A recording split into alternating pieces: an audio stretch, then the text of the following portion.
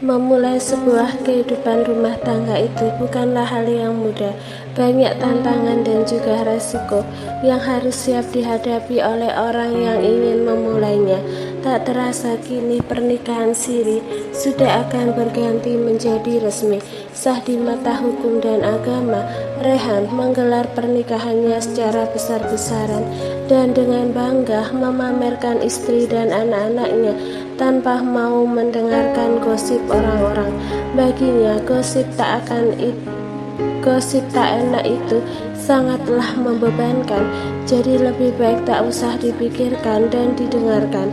Setelah mengikuti segala macam deretan acara, akhirnya acara pernikahan selesai juga. Kinarah menghela nafas lega karena ia bisa istirahat sekarang. Di kamar ia langsung merebahkan tubuhnya dengan masih menggunakan gaun resepsi. Ia tersenyum senang karena akhirnya ia tak perlu sembunyi-sembunyi lagi saat di luar rumah bersama dengan suaminya. "Kenapa tidak dilepaskan dulu sayang?" tanya Rehan masuk ke kamar sembari menggendong dua bayinya secara bersamaan. "Pinggangku pegal sayang, aku butuh rebahan beberapa menit." Mendengar itu, Rehan pun tersenyum geli, lalu meletakkan bayinya ke box bayi. Meski mereka belum tertidur, bahkan pakaian saja belum diganti. Setelah meletakkan bayinya di tempat biasa, Rehan langsung ikut naik ke ranjang dan memeluk Kinara dengan gemas. "Malam ini malam pertama kita kan?" bisik Rehan membuat Kinarah langsung menoleh. "Sudah punya anak, mana ada lagi malam pertama." Rehan langsung menggeleng, bahkan meletakkan jari telunjuknya di bibir Kinarah. "Tidak ada kata terlambat untuk malam pertama," ucap Rehan tersenyum lebar, membuat Kinarah bergidik ngeri. Keesokan harinya, sepasang pengantin lama yang cosplay jadi pengantin baru kini sudah keluar dari kamar setelah persemedian yang lama. Dengan wajah berseri-seri dan serasa bersinar, keduanya persis seperti pengantin baru. "Selamat pagi Mami," sapa Kinara saat melihat ibu mertuanya tengah duduk di teras sembari memegang kereta bayi di sampingnya. "Pagi, sudah bangun ya? Bagaimana malam pengantinnya?" sahut Nyonya Ambar tersenyum meledek. "Dahsyat," jawab Rehan sembari menampilkan senyuman manis. "Pagi anak-anaknya Dedi, sudah mandi ya sayangnya Dedi." Rehan langsung memberikan ciuman pagi untuk masing-masing anaknya. "Oh ya Re, rencanamu itu apa jadi?" tanya Nyonya Ambar dengan senyuman penuh arti. "Rencana apa?" tanya Kinara penasaran, apalagi melihat tatapan antara suami dan ibu mertuanya itu mencurigakan. Bukannya menjawab, Rehan malah menggandeng Kinara masuk ke rumah dan membawa Kinara yang kebingungan ke meja makan. "Kita sarapan dulu ya," ucap Rehan mengelus lembut pucuk kepala Kinara. "Rencana apa sayang?" tanya Kinara, masih belum bisa melupakan rasa penasarannya. "Rahasia," jawab Rehan sembari mencolek dagu Kinara. Hal itu membuat Kinara bergidik. Entah rencana apa yang dimaksud suami dan ibu mertuanya tadi, tapi Kinara rasa ini adalah sebuah rencana yang besar. Dan benar saja, kini Kinara sudah berdiri di depan sebuah penginapan yang ada di dekat pantai. Wanita itu menatap sang suami yang mengeluarkan koper dari mobil. "Ralat," maksudnya Steve yang mengeluarkan koper, dan Rehan hanya memantau saja. "Apa kita akan menginap?" tanya Kinara penasaran. Ia tak mendapati keberadaan si kembar ataupun ibu mertuanya. Hanya ada mereka bertiga dan juga petugas penginapan. "Kita akan menginap sayang, tidak lama, hanya seminggu saja."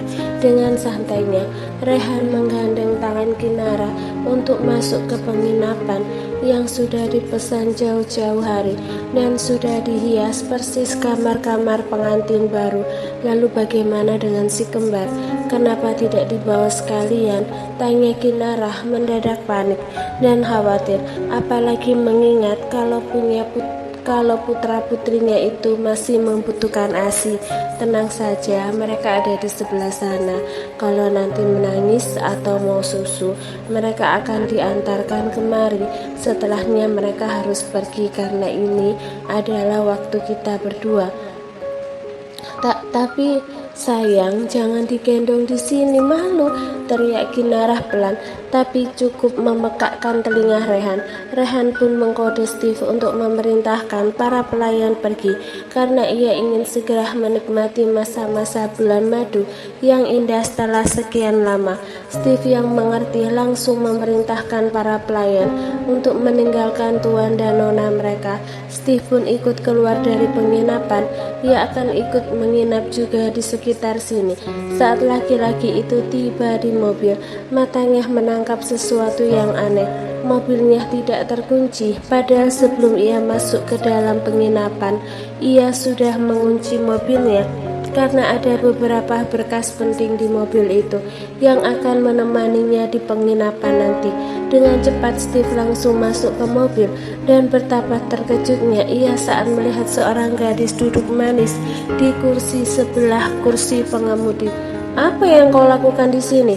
bentak Steve kesal. Laki-laki itu sudah benar-benar habis kesabaran dengan gadis tengil di depannya ini. "Liburan," jawab Ayarah dengan mata berbinar dan tampang yang diimut-imutkan, walau sebenarnya memang sudah imut. "Keluar dari mobilku!" Ayarah langsung menggeleng, membuat Steve mau tak mau menarik paksa gadis tengil itu untuk keluar. Jangan paksa-paksa!" teriak Ayarah menendang keras kaki Steve, membuat laki-laki itu meringis. Steve menata benci gadis di hadapannya itu sekarang. Seketika laki-laki itu tersenyum licik lalu menutup pintu mobil dengan keras. "Sepertinya aku akan melenyapkan gadis muda hari ini," gumam Steve masih dengan senyuman liciknya, lalu masuk ke mobil dan melajukan mobil menuju tempat yang menurutnya tepat untuk menjalankan misi menghapuskan gadis tengil di dengatnya ini. Di kamar, "Astagfirullah sayang, ini apa?" tanya Kinarah terkejut saat melihat isi salah satu koper. Isinya tak lain adalah baju kurang bahan, bahkan ada baju yang terlihat sangat sempit jika dipakai. Pasti akan menampilkan lekuk tubuh, bahkan mungkin tidak bisa membungkus tubuh dengan benar. "Itu bajumu selama 1 minggu di sini sayang." Tapi ini sangat, pusing. Kinarah bahkan tak bisa lagi berkata-kata. Selain cantik dan sempit, baju-baju itu terlihat sangat rapuh. "Suka?" tanya Rehan dengan tampang yang tak bersalah karena sudah membuat sang istri hampir jantungan. "Suka apanya? Kau membawa baju normal, tapi aku malah dibawakan baju tidak normal," ketus Kinarah memasang wajah cemberut. Jangan salah sayang, masih untung kau ada baju, karena selama seminggu ini aku tidak akan memakai di kamar, hanya handuk dan ini saja. Mulut Kinarah seketika terbuka mendengar ucapan suaminya. Benar-benar rencana yang sangat mengejutkan. "Kau ingin membuatku patah pinggang?" Jangan khawatir, aku sudah menyiapkan tukang pijat selama seminggu di sini. Dijamin kau akan rileks dan nyaman. Aku akan melayanimu dengan baik sayang, saut Rehan, dan alhasil mendapatkan hadiah baju melayang ke arahnya, membuat laki-laki itu tertawa. Apalagi saat melihat Kinarah yang mengambil ancang-ancang ingin menghakiminya, ia langsung mengambil ancang-ancang juga untuk melarikan diri. "Dasar, kemari kau! Tangkap aku kalau bisa sayang. Jika berhasil, maka liburan akan kita perpanjang. Jika tidak, maka liburan akan tetap seminggu ditambah 3 hari. Rehan!" yang diteriaki pun hanya bisa tertawa dan menangkap guling yang melayang ke arahnya. Iya Kinara sayang, kenapa? Mau dimulai sekarang petualangan cintanya atau nanti malam saja? Bukannya takut melihat tampang sangar sang istri, Rehan malah semakin gencar menjahili istri tercintanya itu. Kau ini benar-benar ya, dan ini adalah suamimu, Nona Kinara Zen. Hari sudah menjelang sore, tapi Kinarah tak kunjung melepaskan dua bayinya yang juga selalu menempel pada Kinara kemanapun wanita itu berjalan, kecuali ke kamar mandi. Ih Dedi, wajahnya jangan begitu, nanti gantengnya berkurang loh. Rehan semakin memasang wajah masam. Hal itu membuat Kinarah tertawa puas. Rasakan, sudah sore sayang, si kembar harus mandi dan kita juga harus mandi.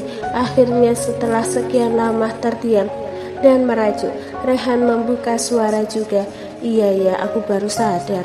Senyuman manis langsung terbit di bibir Rehan. Akhirnya sang istri sadar juga kalau mereka berdua harus segera mandi dan memulai ritual bulan madu. Ayo sayang, kita mandi. Seketika senyuman manis itu memudar saat melihat Kinara memakai jilbabnya lalu menggendong kedua anak mereka sekaligus. Kan ada pelayan, ada Bibi Ele, ada Mami juga. Sayang, biar mereka saja yang mengurusi kembar. Kau hanya perlu mengurus suamimu ini saja sekarang. Kinara tampak berpikir sejenak lalu menggeleng pelan. Aku ingin memandikan bayi-bayiku langsung tanpa campur tangan orang lain agar kami semakin akrab. Sayang, rengek Rehan saat Kinara pergi dari kamar. Ah, gagal sudah menikmati bulan madu ala-ala di hari pertama. Di sisi lain Kinarah meninggalkan penginapannya dengan terus memasang senyuman jahil. Ia pun dengan segera pergi ke penginapan yang ditempati mertuanya. Ayo mandi sayang. Kinarah memegang tangan bayi-bayinya itu yang sudah semakin bertambah usianya dan juga bobot tubuhnya sudah makin besar biar bayinya Mami. Kinara, panggil Nyonya Ambar saat melihat Kinara masuk ke penginapan yang ditempati Nyonya Ambar. Iya Mam, si kembar mau mandi ya? Berikan pada Bibi Ele, Mami akan mengurus mereka berdua. Kinara ingin memandikan mereka berdua Mam. Kening Nyonya Ambar sontak berkerut menatap bingung menantunya itu. Kalau kau mengurus bayimu di sini, lalu bagaimana dengan bayi besarmu di sana? Tanya Nyonya Ambar. Sontak membuat Kinara tertawa. Mami tenang saja, bayi besar yang satu itu akan datang sendiri menjemput pengasuhnya ini. Kalian ini benar-benar ya. Malam harinya, benar saja, tak perlu menunggu lama. Setelah selesai sholat maghrib, penginapan Nyonya Ambar kedatangan tamu dengan tampang masam. Cari siapa? Tanya Nyonya Ambar tersenyum meledek. Rehan langsung berjejak kesal, lalu berjalan ke arah sang istri yang asyik bermain dengan dua bayi mereka. Ayo pulang sayang. Rehan langsung menggendong Kinara tanpa izin, bahkan tanpa aba-aba, membuat si empunya tubuh memekik kaget. Astagfirullah, Mami kunci pintu jendela agar tidak ada lagi orang yang bisa masuk. Rehan meninggalkan sang ibu yang masih tercengang. Bisa-bisanya mereka melakukan drama raja itu di hadapannya.